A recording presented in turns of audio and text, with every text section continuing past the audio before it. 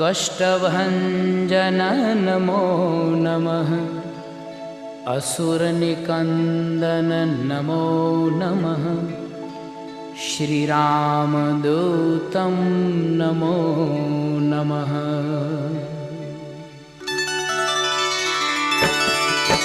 ॐ मारुतनन्दन नमो नमः।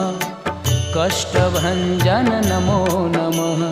असुरनिकन्दन नमो नमः। श्रीरामदूतं नमो नमः।